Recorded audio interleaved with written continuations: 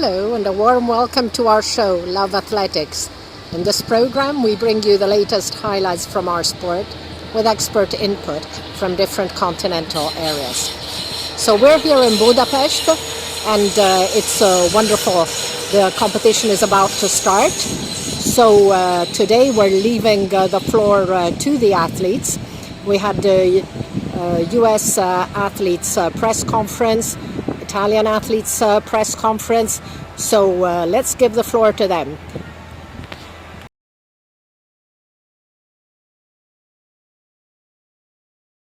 Yeah, I'm pretty sure I scare my agent, mom, and coach all at the same time as I go on social media daily. But yeah, that's me. Confidence, it's an interesting word, because when you think about confidence, a lot of people just think it's automatic, it just comes out of nowhere. But in reality, it comes from multiple wins, multiple confirmations. And as I look at this season, I've been able to see that. Of course, going into USA with COVID definitely threw off that, you could say confidence or mentality, but making the team, I feel like, only strengthened it. And then coming back 2 weeks later, running 19.4, it's just like, okay, this is solidified.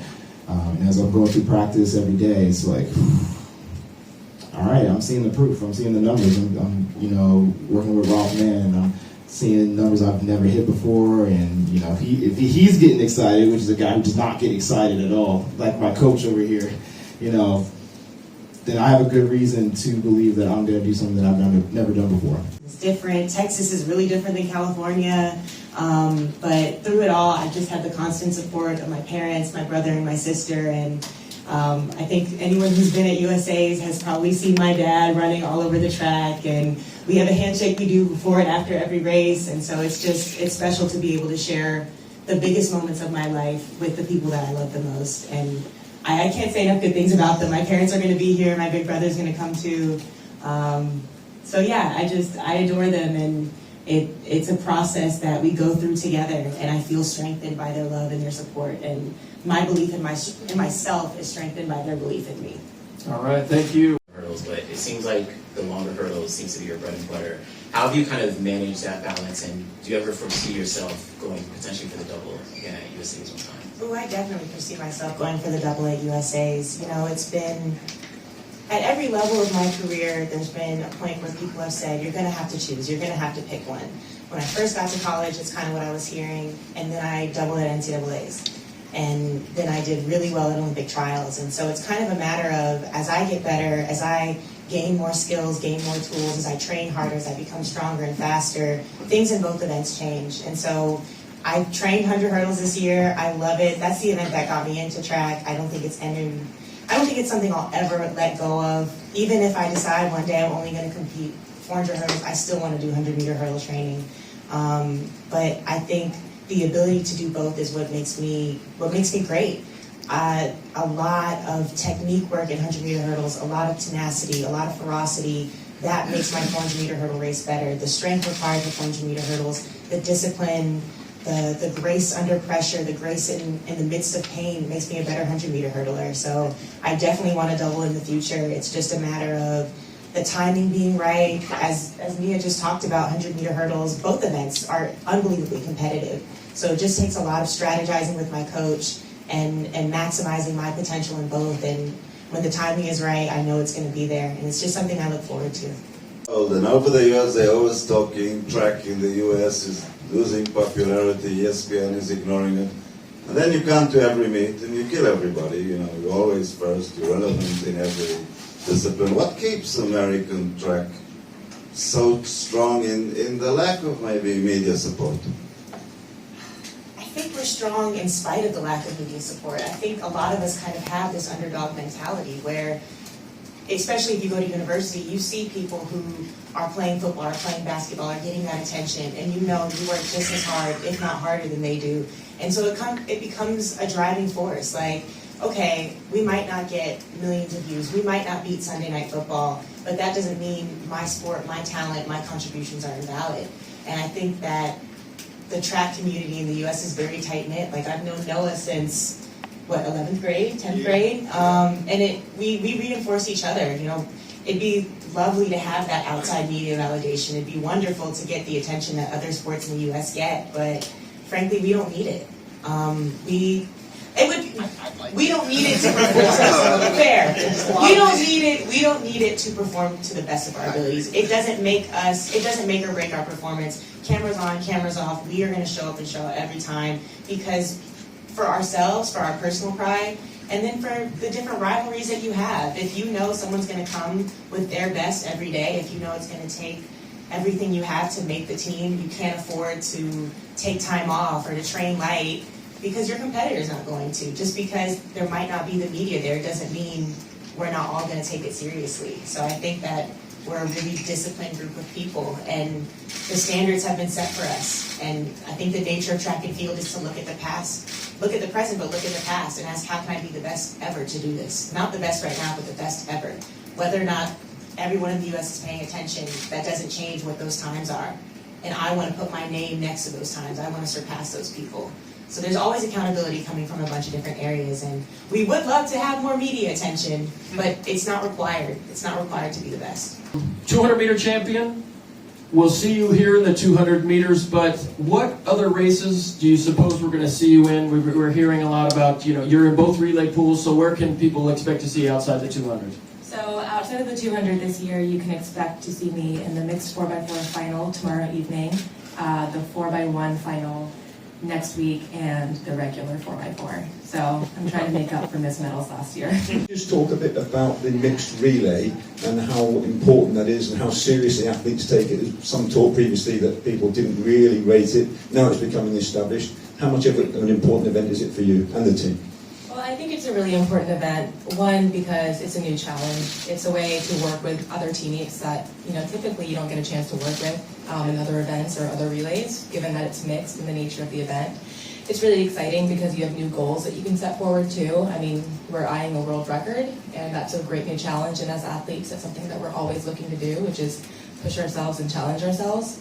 But I think it's also really special because it gives a lot of countries the opportunity to really, really compete too. I know the USA has so much depth. So when we have these 4x4 relays, we have such a large pool we can reach in and grab from.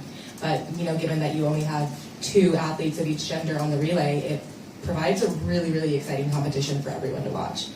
So we're definitely prepared for that. We're ready to fight for that win, and I think that's really exciting. Gabby, maybe expand just a little bit on your foray into the 400 meters this season. It seems to have made you a stronger 200-meter runner. When did you make that decision? In this season? So for me, everyone's always been telling me to run the 400, and honestly, that's just a tough pill to swallow. I mean, I don't really want to move up from the 100 and 200. They're such fun, fast, exciting events. Not that the 400 isn't, but everyone wants to run the 100 and the 200. For me, I ran it at Texas, and I lived down in Austin. I trained in Austin, and there was a meet happening that day. And truth be told, one day I just woke up and said I wanted to go and run it. And so I woke up and I felt comfortable. I drove down to UT, hopped on the track and ran, and it felt really good. I was really fit. So I just kind of moved off of that momentum, and I felt really good about it. And I ran another one later, and then I decided I want to put myself in the mix for the relays. It's a great opportunity for me to get more medals. It's a great opportunity for me to compete. Like Anna was saying, part of the sport is just really challenging yourself, and that's an opportunity to be more disciplined, to do something I haven't done before, and that really excites me. So I'm excited to see what I can do in the 400. In the world, Fred, and I know you're, there's a number of people aiming to dethrone you. I know you're a man of few words, but what do you have to say to some of those guys coming after that title? I'm Fred Curley. It's my title. In 01-965, I'm running faster. That's what they all say.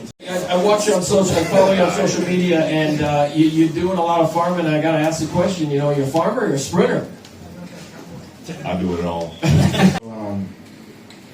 Me and Ralph, man, have been working a lot together this year. I know we've talked about that in the past, but when you're running 11.10 meters per second in practice, you gotta think this is just practice. And he's never even recorded anybody faster than 11.6, which was me. So 11.6 running 19.3, running now 11.10. 11.1 you mean, right? No. 11. Oh, Coach, 11.98. there you go, 11.98. Okay. I post times before the meet like that for the first time in your career. Is it a way to hold yourself accountable, or is there anything more to it? I'm a firm believer in speaking things into existence, truly. And I mean, I've lived my whole life, to be honest, fighting. I mean, when I was all my early years, it was just fighting to get out of the hospital.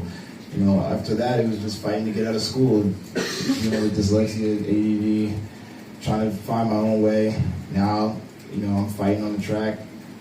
You know, I don't have a problem saying what my dreams are.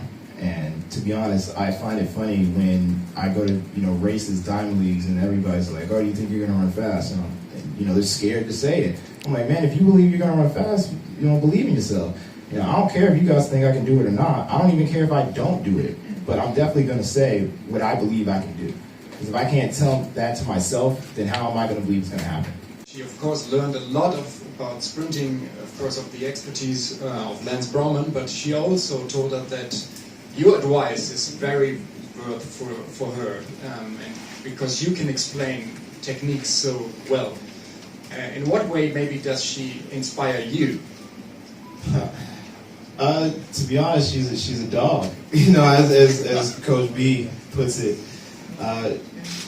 There are a lot of different competitors, but when it comes down to the end of the day, are you willing to sacrifice everything you got to win? And when I, went to European Championships, and I knew that she was kind of going in not feeling 100%, but she still wanted to win. She still wanted to give her all. And watching her, knowing that she didn't win her semis, but still having that mentality of I'm going to win this race, and then throwing it all out there, and even scraping up her whole leg and winning it, that's inspiring. That gets me excited. I don't think I'm ever going to let that down on her. I'm always going to be like, it's the European champion. She could be world champion, but I'm always going to remember that moment, because it wasn't just a moment for her. It seemed like it was a moment for the country, and lots of inspiring stuff. And especially since I recently had just felt a similar moment, coming off of World Championships in the U.S. And then of course, going from Germany all the way to the U.S. That's not an easy move. I'm lucky that I don't have to leave my country to find good coaches. I don't know what the situation was before she came to us, but she said that she wanted to get even better, and I've seen her put in the hard work to do it, and she's not been stuck in her ways of what she learned in the past. She's very humble, very willing to learn, very willing to listen, and as Coach B says, that's all you can ask for an athlete. Honestly, it's not kind of they coexist, but they don't exist in the same space, if that makes sense. So being able to compartmentalize and kind of just be where I am in that moment has allowed me to do it successfully. Like when I'm home, I don't think about track. It allows me to have that free space where where I have like a clear mind, and I'm able to just grow and go through everything with my children. And then when I'm on a track, I'm 100% and I'm just focused on track. So just like they're in school. To your success. Well, my children keep me very humble. They are straight shooters, as I would say. So when they see me race and we talk about it, if they can't be there, they watch on TV. I get a video like immediately after. But if they are here and I don't win, like it's really like expensive pain for me. Like what happened? You fell last time and you didn't even recover from this. Like I thought you were gonna go out there and win. Like they're really my toughest critics. But when I come home from training every day, they tell me how proud they are. They see the hard work, and they give me my space when I need to like recoup, and then we go play. We have a good time. So I think they understand like that whole competitive nature, and that's my whole thing. I'm all about like leading by example. I want to just show them true strength and what's really important, and just to keep the family values strong. So I'm excited. They're gonna be here, and they're all getting their hair done and getting their outfits and putting the pressure on me, just waiting for their moment. So, hopefully I can do my best for this one. Because I'm an adopted kid and I have a Native American sister, and so when I read that news, it meant a lot to me. What impact would another world medal mean to your family, your community, Comanche Nation? Yeah, it'd be huge. This is just how I choose to represent myself on a world-class level and as an Indigenous woman in sport. So it'd be a huge win for myself, but also for us, just to inspire the next generation of athletes and youth, something that I also needed growing up. So I'm super excited and ready to see what's to come. Can you tell us something about what does that mean for you? What does that mean for your people?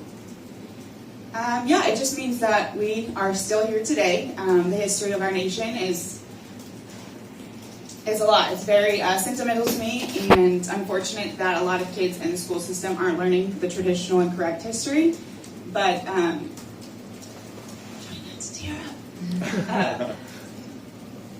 but essentially having this platform and having this voice, I just want to share.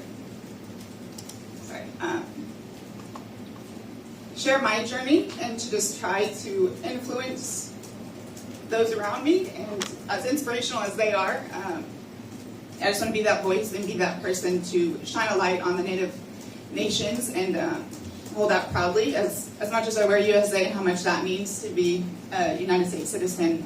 Being Native means a lot more, and it just empowers me to have success in this sport. So, thank you. So this is very, very important for you. Thank you very much. An event where sometimes you're on the poster, sometimes your event is kind of not top of the bill. You've come to a country where Hammer is absolutely top of the bill. How exciting is it for you to be at a venue where the crowd will be really watching your event?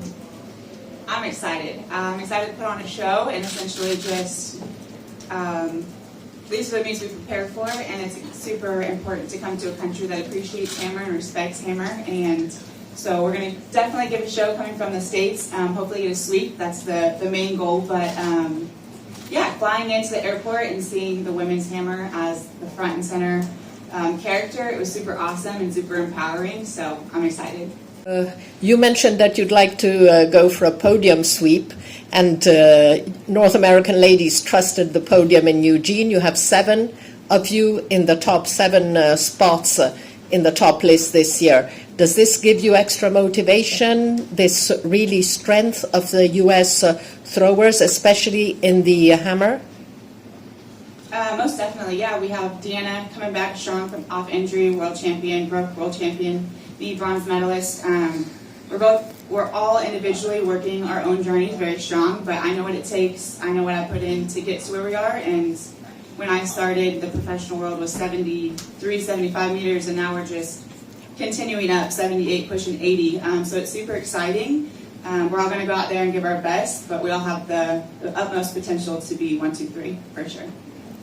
Experience, and through, think about all those world championships, how many young guys have come through. We have another youngster. But, how do you use your experience here at your 7th world meet? I feel like I know the ropes now. I was just at the hotel talking to Karani James, and we just were reminiscing on when we were like the young guys, like Arion, and like just young and just wanted to take over. We've come up through the ranks, and now it's kind of like I'm the old guy. It's experience. I don't feel old, but as far as experience, yeah, I'm like one of the veterans on the team, and it feels good. It kind of the nerves that I used to have, I don't have them as much. I know how things are gonna go, and now it's just like when the lights come on, it's a different feeling. When the lights come on, it's like, okay, I'm here to get the job done, and there's nothing really that's going to surprise me. So I set my plan, and I move forward with that. So it feels good. It feels good to kind of know what is going to happen and how things are going to play out. World Championship. What in practical matters? What do you know now? What will you do different now than your first championship?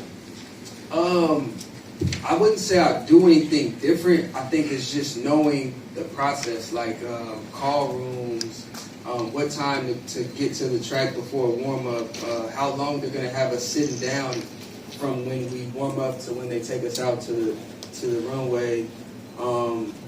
those are the types of things, like my first year, I was like, oh man, like, so we just got to sit here for 30 minutes. I just warmed up and now I'm like cooling down. So like things like that is what kind of gives, you know, a veteran that edge. You just know how to go through that process and also preparation up to this point. I want to say it was 2011, Dwight Phillips, me and Marquise Goodwin, we destroyed him at U.S. Champs. Like, he jumped maybe like 740. Me and Marquise Goodwin jumped like 720, 730. And we were like, oh, he's done. He's an old head. At that time, Dwight was probably like 31, 32. And so we wrote him off immediately. Come fast forward to World Championships that year. In the prelims, he was a completely different human being. Like, I was like, no, there's no way. There's no way he can come out here and look like this. But as a vet, and then he went on to win the final. That was his 4th World Championship win. He had the number 1111. That was his bib number. It was poetic. And so me and Marquise were just sitting there looking like, how? Like, how did he do that? And as a veteran, you know how to set up your season for the championships, and nothing else really matters up to that point. And so I've gotten to that point, you know, now to where it's like, okay, I may not have hit certain marks during the season because of the way that my training was set up, but I will be ready when the lights come on at World Championships. What's the kind of year been like now coming into World Championships with, you know, Utah now? Well, my baby's, she's beautiful. She's growing up so quick, inspiring me every day. So that's been amazing. But I've had just challenges on the track, switching coaches and trying to mindlessly triple jump, you know, because I'm learning a lot of new things. And it's like trying to teach an old dog new tricks. You know, I've had the same coach from the age of 17 to 32, you know, so now, you know, trying to do new things. I've been just thinking a lot, and I'm finally getting to a point to where I'm not thinking as much, and so things are starting to come together. So yeah, I'm excited. I'm excited about, you know, this competition to come, and I think it's the perfect time, you know, for me. It's timing up perfect. Number that you're trying to target in your clearances, and if so, do you set daily reminders or have a vision of something like that you see regularly? I mean, I think the next big one would be those records, the American record and the world record. They're lofty goals, but I've been fortunate enough to attempt them in the past, and right now I feel like with where my training is at, the fitness is there, and I feel like I am capable, but they're the records for a reason. Only one person ever has hit, you know, one American ever has jumped 5 meters, and not one American ever, my apologies, but only 2. And one person ever has jumped that world record. So that's not to say that it's going to be easy, but I do feel like I'm capable, and it's just a matter of going out and getting it done. So I hope that I have the chance. I figure as long as I give myself chances, that's all I can ask for. Full trunch bowl. That's the biggest takeaway. Big TikTok viral person over here, get that all the time. But just the appreciation of the athleticism it takes and the time for development as a hammer thrower. It's my 10th year going in. I still have a lot to learn and still have a lot to accomplish. So if I can give the time to the sport, and I hope many youth women take it on as well. It's growing and it's evolving, and to think the U.S. is going to do big things in this event. So it's going to be super exciting. Thank you, Janae. Okay, Will, tell us about the triple jump. What should people watch in the triple jump? People should watch. It's an art. You know, it's like poetry in motion. A lot of people know it as hop, skip, and a jump. But they don't get to put those words to something. So now, you know, just trying to connect those two and allow people to kind of see how we do it and see when it looks wrong and when it looks right. You know, when it's done right, it's a very beautiful motion, and we have this past decade, we've had a really good team always, and I'm just here to continue that. And I think triple jumpers and long jumpers we're kind of like the stylish athletes out there, so we come with a different type of swag, and we just bring a little different spice and zest to the game. So I think that's something to look out for. Thanks, Will. Katie, tell us about the pole vault, and what should fans who haven't seen a pole vault before, what should they be looking for? There's so many different technical things. I think what's cool about the pole vault though is it's immediate results. You see immediately if they cleared the bar or not, and that's something that makes the pole vault really special and exciting for not just us but the fans. And there's just a lot of drama that unfolds in the pole vault. Like for example, just if you don't start out well in the competition like I did in Tokyo, you could be in pretty much last place until your final jump. And just with the passing game, it keeps it really exciting. And so I think you're just going to see a lot of good competitors battling it out, and just may the best woman win. Thank you. Thanks. Unfortunately, we're seeing it's taking a little bit of a toll on athletes, just dealing with some injuries, mental and physical. It definitely weighs on you a bit, just because it's just that constant no break in the mentality as well as the physical.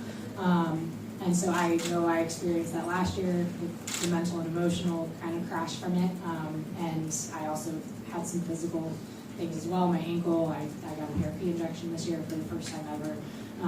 And so thankfully that went really well. But I think it can be good, because if you can get some good momentum moving forward, you can use it to your advantage. But it's a lot. And I think we are seeing some athletes, unfortunately, dealing with the negative side of that, but you just try to take it one day at a time and decide what's best for you moving forward and in the long term of your career. Will, how about you? Back to back championships. Yeah, like Katie said, you're seeing it with some of the injuries popping up with athletes, even myself. My body, I can feel it, but honestly, I think it's good for the sport, because those off years can kind of leave audience hanging, or leave fans hanging. So I think that every year having a championship is good for the sport. I think it's just new for us and our coaches and how we're training, so that kind of has made it tougher to plan and figure out ways to stay healthy. But I'm for it. I think obviously the cause of it wasn't good with it being COVID, but I'm for it. I think it's really good to have something to look forward to every year, because there were some off years where I didn't even compete. Like I did in 2018, I did World Indoors, and I didn't compete at all outdoors, just because there was nothing to really go do. There was nothing to build towards. Diamond League, but there was no championships that year. So I think it gives us a different type of motivation whenever there is a championships that year. So, Janae, anything to add? Being pretty fresh into this sport, making championship teams, I don't mind it, because it gives me something to look forward to. And my first perception of coming into this type of career is every 4 years Olympics, every 2 years World Champs. So I was like, how do athletes survive an off year not having something to look forward to keep them prepared and just kind of snappy, being competitive. So I like it, and it keeps me on top of my training. Coming off of last year, it was very difficult mentally and physically, having that kind of crash, as well as Katie said, and you're always, as an athlete, going to battle challenges and adversity, but I think that's what makes being a part of sport so great and something to be proud of. So I don't mind it, and hopefully we'll just keep pushing through strong, and with the long season, we'll just prepare it the best that we know how. So that concludes our interviews in English. We hope you enjoy them. We just have one final very short clip, because as Joshua Cheptegei's last name has often been mispronounced recently, we asked the double 10,000 meter world champion to set the record straight. So here you have it straight from Joshua himself. Hello everyone, my name is Joshua Cheptegei from Uganda. finally, some interviews from Casa Italia, the home of the Italian team here in Budapest.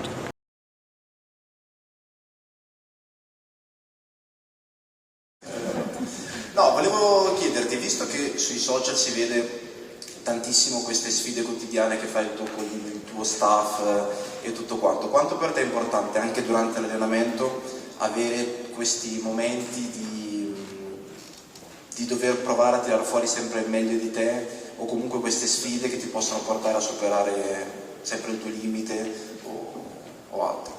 Allora, con loro è nata perché quando abbiamo deciso di collaborare, loro una clausola del contratto era che volevano diventare più grossi, quindi ogni volta dei piegamenti.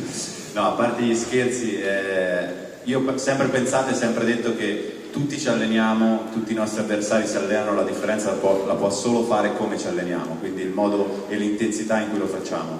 Per questo, sin da quando ho iniziato atletica, una cosa che mi contraddistingue al campo è che mi vedrai allenarmi ogni volta come se fossi in gara. Qualsiasi esercizio faccio, la mia intensità supera quello che quel giorno posso esprimere. Cerco sempre di dare tutto me stesso perché poi in gara siamo abituati a dover tirar fuori dentro di noi anche quel qualcosa in più che non abbiamo quel giorno, e se non lo alleniamo nell'allenamento, se non proviamo a capire come si riesce a tirar fuori quel qualcosa in più, poi nelle giornate tipo quelle che saranno i giorni a venire ci troviamo magari in difficoltà perché non sappiamo dove attingere. Sicuramente questo è un modo diverso per farlo, le sfide sono sempre state con me stesso, ora sono anche con loro, ma sono prima di tutto con me stesso.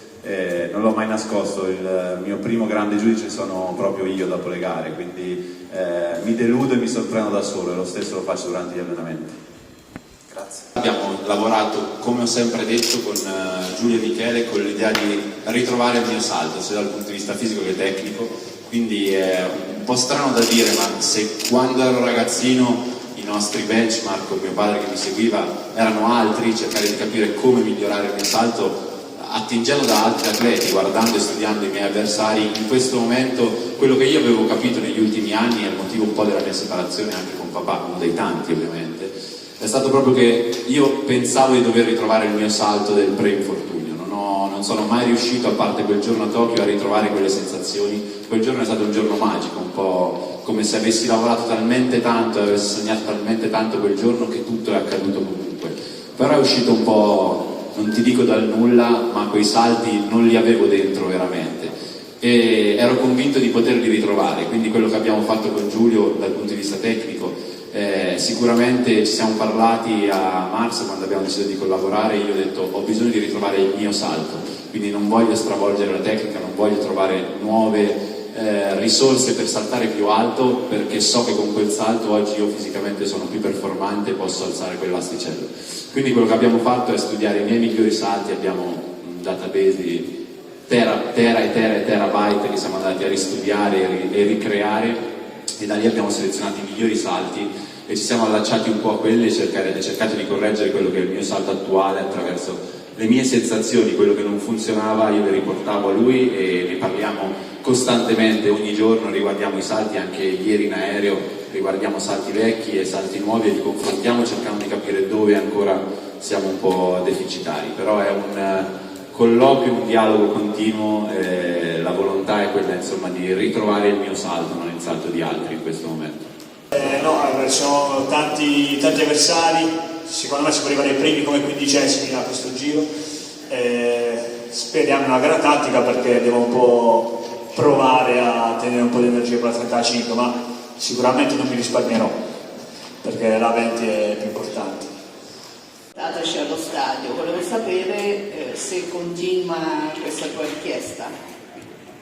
Sicuramente ci darebbe un po' più di visibilità arrivare nello stadio e magari anche partirci, perché c'è gente che magari guarda le gare in pista, poi arriviamo anche noi e guarda anche noi, altrimenti siamo messi da parte come al solito, l'abbiamo visto anche ai campionati italiani, ormai è un format che continua chiaramente dal regionale alle Olimpiadi, e quindi siccome prima si faceva era comunque una bella esperienza, una bella emozione anche, immagino, entrare in uno stadio pieno zeppo di persone che ti acclamano e non poter avere la possibilità di sentire questo calore, questo affetto come tutti gli altri che gareggiano in pista è un peccato, però non credo che io sia stato ascoltato fino adesso. Approfitto di questa domanda di Manuel Alizio, della bella risposta di Massimo Stano, soprattutto della segnalazione del Presidente federale Stefano Mei, per dire che a Roma 2024 le gare di marcia torneranno da dove arrivo allo stadio, che anche noi abbiamo voluto ripristinare questa straordinaria tradizione. Di fatto è un momento iconico, l'ingresso dal tunnel nello stadio pieno di gente, credo che sia... Allora qualcuno mi ha ascoltato. E 2 domande per Marcel, se posso. Ma se puoi raccontarci in breve come sono stati per te questi 70 giorni dalla gara di Parigi fino ad oggi? Hai detto alti e bassi, cioè quali sono stati i bassi più forti, quando hai visto la luce? E la seconda, se ci sarà qualcuno della tua famiglia che ti vedrà qui dal vivo a Budapest. Allora, gli ultimi giorni, gli ultimi mesi sono stati sicuramente difficili, perché venivo da una stagione indoor che non era proprio quella che avrei voluto fare. Finita la stagione indoor ho fatto 2 mesi in cui avevo lavorato veramente tanto bene, ed è anche per quello che noi ci eravamo iscritti a tutte quelle gare di Diamond League che volevamo fare, per confrontarmi con i miei avversari e poter avere tante gare nelle gambe prima di questo campionato del mondo. Diciamo che nel momento in cui c'è stata la problematica, automaticamente si è un po' collegato a quello che era successo l'anno scorso, ovvero che nello stesso periodo c'era stata la trasferta di Nairobi che mi aveva un po' complicato tutta poi la prima parte della stagione, e quindi mi sono un po' ricollegato anche a livello mentale a quella situazione, quindi a tutto quel periodo che avevo già passato l'anno prima. E la parte poi più difficile è stata proprio quella, no? Sapere che comunque io do il 110% ogni volta che scendo in campo ad ogni allenamento, che voglio gareggiare, voglio mettermi alla prova per me stesso, mettermi alla prova per far capire quelli che sono i miei valori e le mie capacità, e non poterlo fare. Quella era la parte più difficile, proprio non poter gareggiare, non avere la possibilità di confrontarmi con gli altri e con me stesso soprattutto. Quindi quello è stato il momento più difficile, anche perché all'inizio c'è stato un periodo in cui non si capiva realmente quale fosse il problema, quindi anche quello ha complicato un po' di più le cose, perché sai di avere un problema, lo individui, sai quanto tempo ci metti, lo risolvi e pensi già al resto. Invece in quel momento bisognava proprio capire quale fosse la vera problematica, e ci abbiamo messo un po' di tempo per capirla, ed era una situazione parecchio complicata da risolvere. Però io non ho mai pensato di non poter arrivare qui, ho sempre avuto il focus su questo campionato del mondo, quindi sono contento di essere qui, di essere riuscito a rimettermi in piedi in tempo, e domani scopriremo un po' quello che sarà la situazione. Invece sì, verrà solo mia moglie però, perché i bambini li ho mandati dalla nonna in vacanza, e quindi ci sarà solo lei. Che cosa ti stanno lasciando queste frasi? Che tipo di opera stai facendo su te stesso a livello mentale? Ma allora, in realtà sì, c'è stato il momento dopo la gara di Parigi in cui sapevo che dovevo fare un reset, soprattutto un reset a livello mentale, ed è per quello che avevo cancellato tutto, volevo un attimo, sparire dalla situazione per un certo momento e ritornare quando sapevo che ero in focus su quello che potevo fare, perché in quel momento ero un po' spaesato, non sapevo veramente quello che poteva aspettarmi, quello che poteva essere il mio futuro, quello che volevo fare in pista, non in pista. Quindi nel momento in cui ho ricominciato ho detto devo farlo, perché comunque noi siamo delle persone molto visibili, in cui tante persone ci seguono, soprattutto persone giovani o ragazzi che fanno sport, e quindi perché non ricominciare proprio da una difficoltà, che sono difficoltà che ogni persona può affrontare nella propria vita, non per forza nello sport ma nella vita in generale, e perché non facendolo con delle frasi che possono comunque spronarli o dargli della motivazione in più per raggiungere quello che è il proprio obiettivo. E ho riscontrato parecchio, tra virgolette, successo in questo, perché tantissime persone, anche quando non avevo ancora pubblicato la storia, mi chiedevano a che ora l'avessi pubblicata, perché avevano bisogno della frase giornaliera per essere stimolati. E quindi questo è un qualcosa che io ho sempre desiderato fin da piccolo, ovvero poter diventare qualcuno per essere d'esempio per i più giovani e portarli a inseguire il loro sogno. E quindi un po' questa l'idea di questo countdown fino a domani. Francesco, come stai vivendo questa vigilia, a parte i problemi che conosciamo di ritardo, di sbarramento dei bagagli, eccetera, eccetera? Beh sì, devo dire che questi imprevisti comunque ancora non sento di essere entrato, anzi sento di essere entrato nel clima mondiale dopo che ho varcato questa porta in mezzo al campino olimpico, ho detto cacchio, domani c'è la gara, perché finché sei distratto tra viaggi, voli annullati eccetera, tra la parte di scherzi comunque la preparazione è stata molto focalizzata, è andata fortunatamente tutto bene, so di essere nella mia migliore condizione di forma, quindi so che potrò giocarmi le mie carte domani senza sparare in alto, ma con la voglia di fare. Insomma, per fortuna le aspettative non credo che siano su di me e finché posso voglio giocarmi questa carta con voglia e non con pressione e aspettativa. Diciamo che avanzi a luci spente, però Massimo si aspetta o vorrebbe comunque anzi una gara tattica. Tu che tipo di gara vorresti? Non voglio la gara tattica, però vabbè, tanto siamo tra gli italiani, non voglio neanche farla io, quindi se dovessi scegliere non vorrei la gara tattica, ma non penso che sarò io a prendere l'iniziativa, quindi vediamo che succede. Poi mi riservo comunque una quota di istinto e di valutazione in gara, cioè uno può fare quanti piani vuole prima, però la gara va vissuta, va affrontata e quindi vedremo. Al mattino e incrociando le dita finale alla sera. Tu e Zane Wire sicuramente, anzi Zane Weir, ho detto male il nome, avete fatto anche le grandi misure in quest'ultima parte della stagione. Tu hai avvicinato i 22 metri, lui li ha superati e anche più volte. Ecco, come stai vivendo questa avvicinamento? No, sto molto bene e per la prima volta finalmente mi sento pronto sia mentalmente, fisicamente, tecnicamente per un campionato importante. Quest'anno sono molto continuo rispetto al passato ed è la cosa più importante, quindi mi sento molto pronto e molto motivato perché appunto sono stato molto continuo, ma sento che mi è mancata ancora la punta e domani è una bella occasione per poterla fare, quindi sono molto motivato. Hai detto bene, sei abbastanza stabile anche diciamo, nel rimanere all'interno della medaglia, no? Hai lavorato su questo? Sì, no, anche quello, insomma, Istanbul è andata come sappiamo, però è servita anche quella da lezione, quindi sono contento.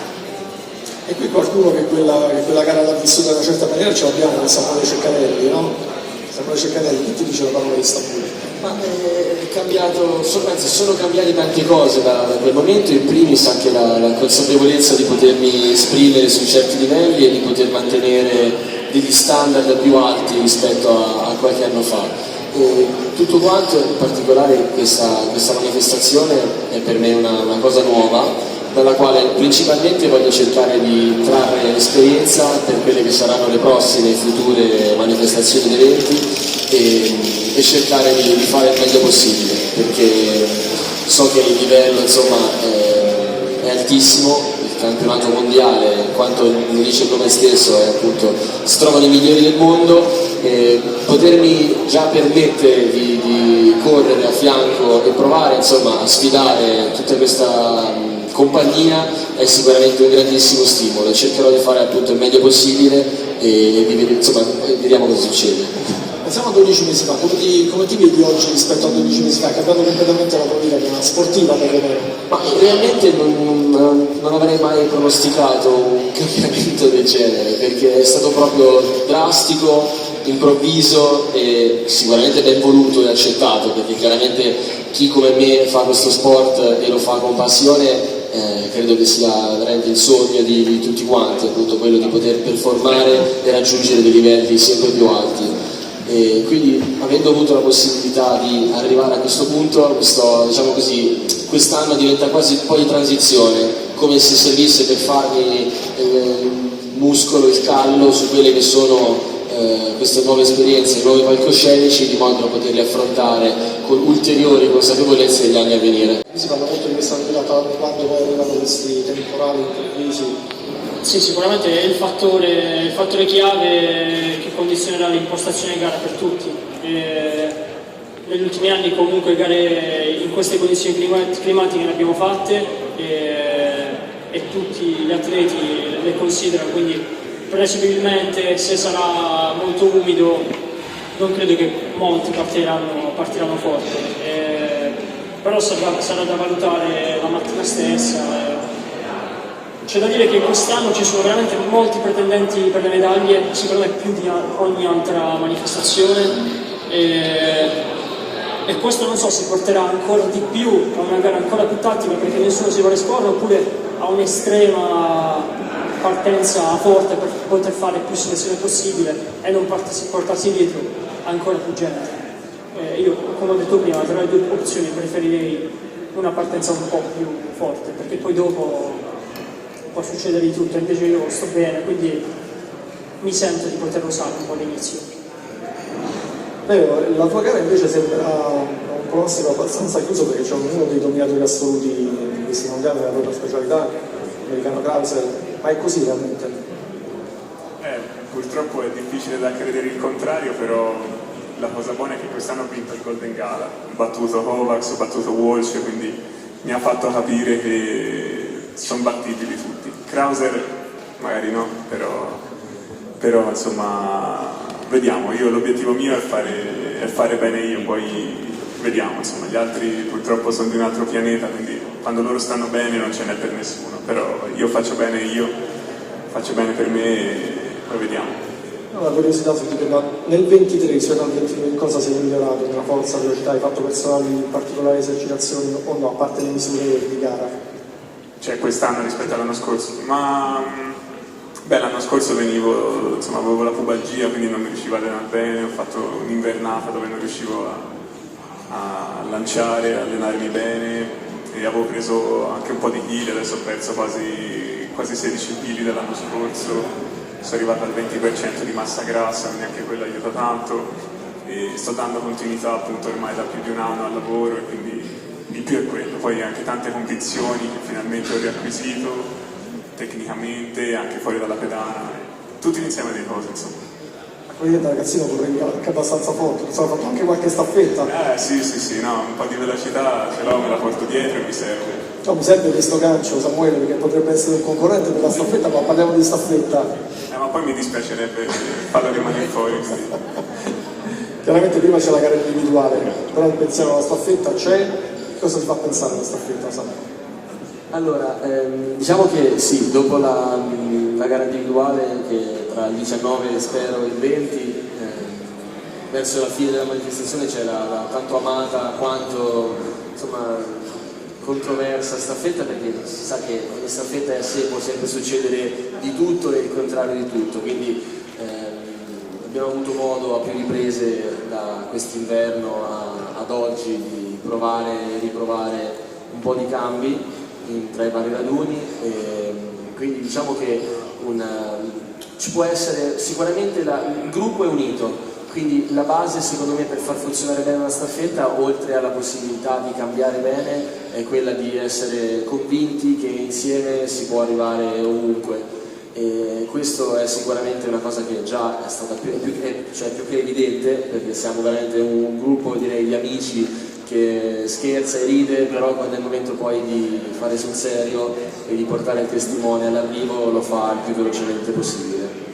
Mi dicono tutti, ho avuto anche io questa sensazione, perché ho avuto modo di osservarvi anche se per poco al Paolo Nosi a Roma, l'Acqua Cetosa, ma effettivamente c'è questo clima così di coesione all'interno del gruppo, è veramente così? Sì, è veramente così, non lo dico giusto per rafforzare la tesi del gruppo del 4%, però è proprio così, insomma, ci si prende in giro, ci si scherza, si ride, e io credo che questo clima di spensieratezza, ma non è una spensieratezza fine a se stessa, è una spensieratezza finalizzata a poter concentrarsi quando serve e a sbollire quando invece è il momento in cui si può fare. Io credo che sia questa qua veramente la chiave almeno della nostra 4%. E la prima domanda è sul tempo che secondo te bisognerà correre per poter sperare di superare il primo turno dei 100 metri, e la seconda, qual è la frazione della staffetta che meglio si addice per le tue caratteristiche? Allora, secondo me poi è chiaro che anche lì ogni gara è sempre un po' particolare, io personalmente me ne sono accorto quest'inverno come può succedere qualsiasi cosa, anche inaspettato, però io credo che per come hanno corso questa stagione outdoor tante persone, credo che serva almeno per il turno delle batterie tra i 10.10 e i 10.15 secondo me, quindi insomma un tempo per il quale inevitabilmente bisogna spingere forte fin dalle batterie, perché appunto non è una gara di provincia ma è il campionato mondiale, quindi ci sono le eccellenze mondiali, e poi insomma, infatti l'obiettivo che mi sono posto razionalmente è quello di tanto provare a raggiungere la semifinale e poi quello che sarà sarà, vediamo domani cosa decidono le gambe e tutto il resto delle condizioni. Mentre invece per la 4% non cambia, diciamo così, quello che si può dire, nel senso che per le conformazioni, diciamo, della pratica, della possibilità di correre e di performare, poi chiaramente per le mie caratteristiche mi sento più congeniale su un rettilineo piuttosto che su una curva per il momento, e quindi tendenzialmente su quello che insomma sarà appunto un rettilineo. Poi le scelte tecniche saranno quelle che saranno e si correrà più forte possibile comunque. Allora, una domanda per Francesco, una per Leo.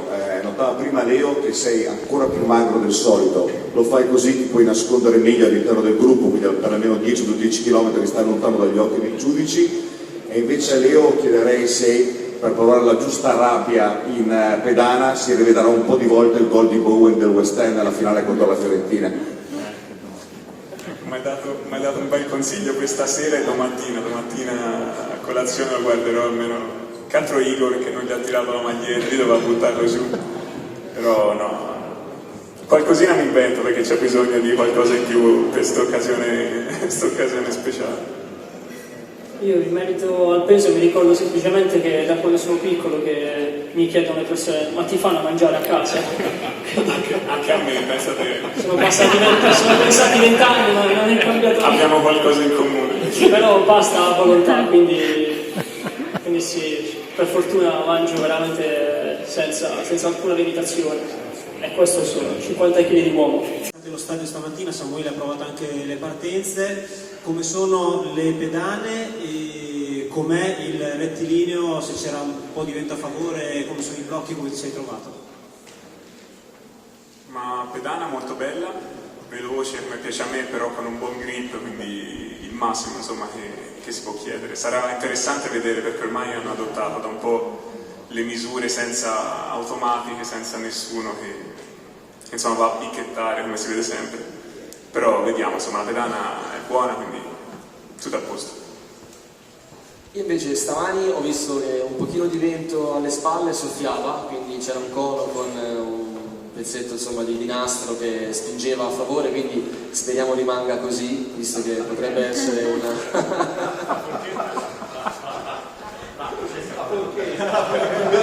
Se la tiene poi, attenzione. Allora, ancora pochi minuti, vai anche tu. Il formaggio. Quello in bianco era massimo.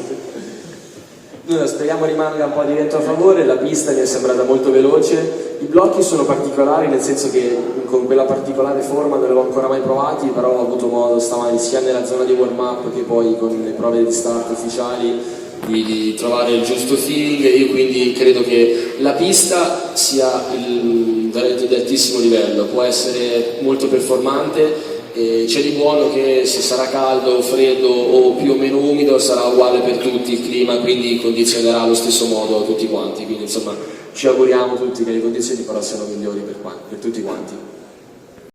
Yes, in case you were wondering, that was indeed Gianmarco Tamberi bringing Leonardo Fabri a plate of pasta in the middle of the press conference. He must have been worried that Leo was getting hungry as it was getting a bit late. So we've now heard the athletes speak, and from tomorrow we'll see them do what they do best, what they excel at, which is compete.